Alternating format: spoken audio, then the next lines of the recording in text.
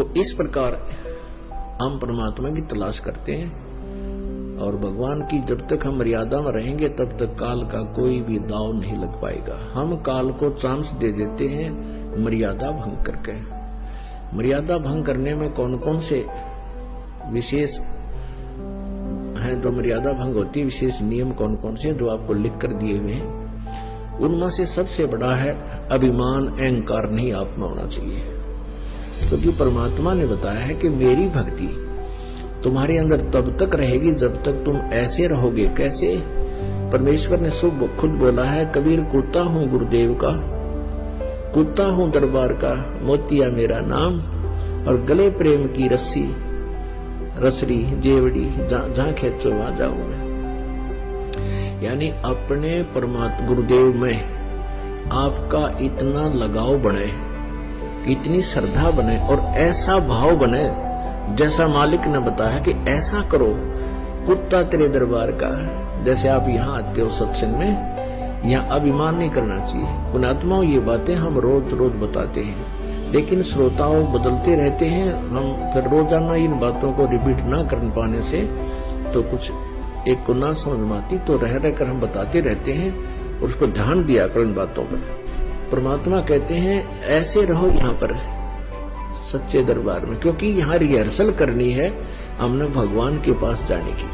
और जब परमात्मा आपके सामने होगा, पहले इस दास के रूप में होगा, और वहां आपकी परीक्षा होगी। जो जैसा भी यहाँ जिसने रिहर्सल में अपने आप को ढाल दिया है, जैसा जिसने मोल्ड किया है, उसका वैसा ही स्वभाव होगा जब यहाँ से जाओगे।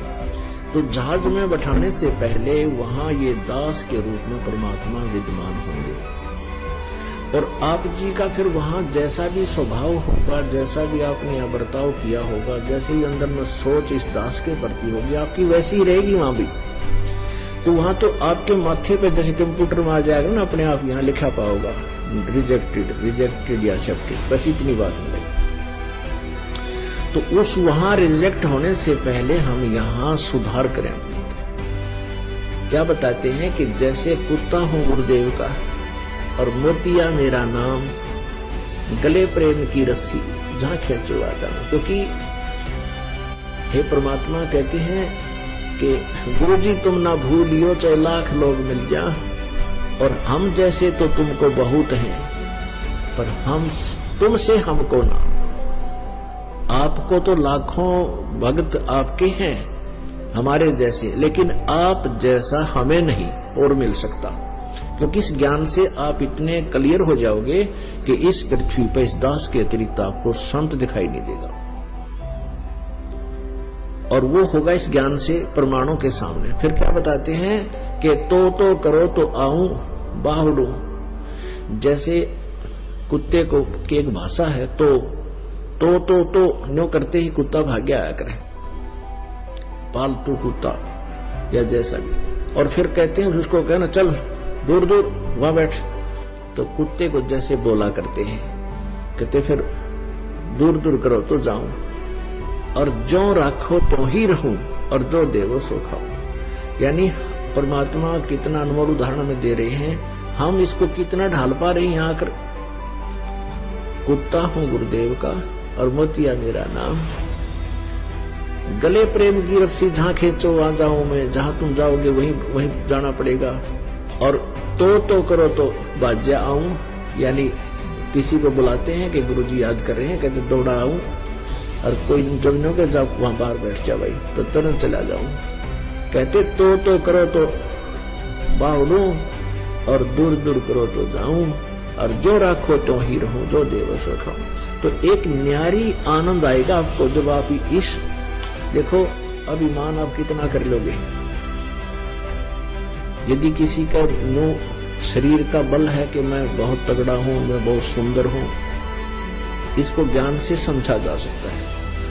आज कितना तगड़ा व्यक्ति है, पैरालाइसिस हो जाए 1 सेकंड में, और पड़ा पड़ा मुंह में गमाखी लकड़न पड़े हैं, और उठन दोगा भी कोई ना।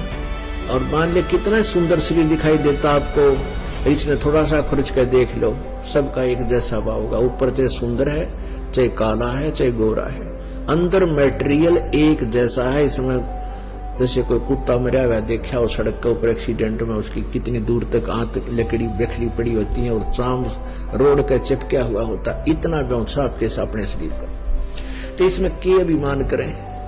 यदि किसी ने माया का अभिमान है, आपको बता दिया उन मायाला की के दुर्गति हो मरे है। परमात्मा कहते हैं कबीर काहे गर्भियो काल गह करकेश, और ना जाने कित मारेगा के घर के प्रदेश। क्या कित मारेगा? कहाँ जन्मे कहाँ पाले पोसे, और बहुत लड़ाए लाड, और ना बेरा इस देह के कित खंडेंगे हाड। तो पुण्यात्मा इन बातों ने याद रखे, हम जीव हैं, हम थोड़ी सी सुविधा या कोई राज्य पद या पोस्ट प्राप्त करके धन प्राप्त करके हम अपने आप को भूल जाते हैं।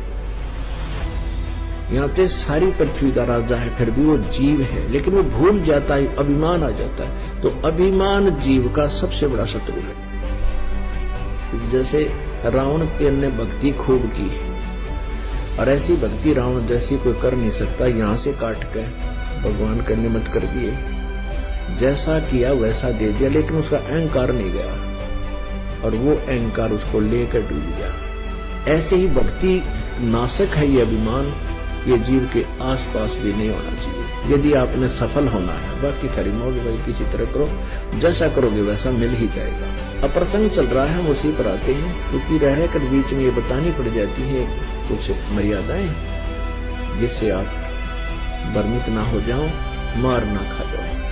तो इन बातों को बहुत ध्यान से आपने स्वीकार करना है कि न तो यहाँ सत्संग में आवे, बहुत अधीनी से आवे। जैसे कबीर साहब कहते हैं, संत मिलन को चालियो तज माया अभिमाने, जो जो कदम आगे रखे है एक एक यज्ञ समान, सौ यज्ञ समान।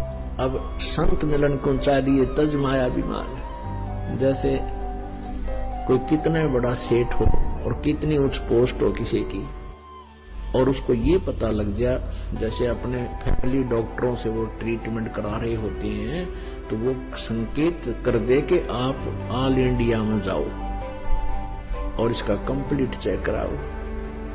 ऐसा एक टेस्ट वहां होगा, हो सकता है आपको कोई और भयंकर बीमारी हो। फिर वो व्यक्ति जब मेडिकल की तरफ चलता है, ऑल इंडिया इंस्टीट्यूट की तरफ चलता है, उस समय उसको ना तो अपनी पोस्ट याद रहती, ना वो धन याद रहता जिसके ऊपर फूला फिरे था, उसको अपनी जान दिखाई देती। और वहां जाता है, डॉक्टर के मुंह की तरफ देखता रहता है, ये टेस्ट रिपोर्ट देख के क्या बतावेगा। और जहां कहता है यहाँ लेट जाओ, तुरंत लेट जाता है, कमीज निकाल दे तुरंत निकाल देता है, जाओ वहां खड़े हो ले जाओ ये पर्ची, वहां टेस्ट करा के तुरंत चल पड़ता है। तो ऐसे हमने यहां रहना इस परमात्मा के मेडिकल में।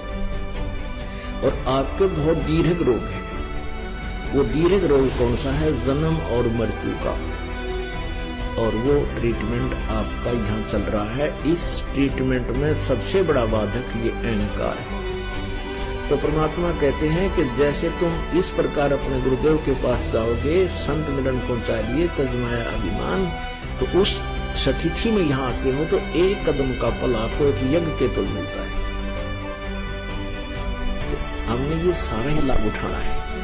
हम युगों युगों से भटक रहे हैं, बहुत हम निर्धन हो गए हैं, तो हमने सब प्रकार के इस धन को इकट्ठा करना है। ये सोच लिया हम इतने दीर्घ रोगी हैं, हमने ग्लूकोज भी चढ़वानी पड़ेगी और सब प्रकार के कैप्सूल भी खाने पड़ेंगे, तब हम स्वस्थ होंगे। अर्थात हमारी जन्म मृत्यु का ये रोग इस ट्रीटमेंट से कटेगा, और इसके कटे बिना हम परम शांति को प्राप्त नहीं कर सकते।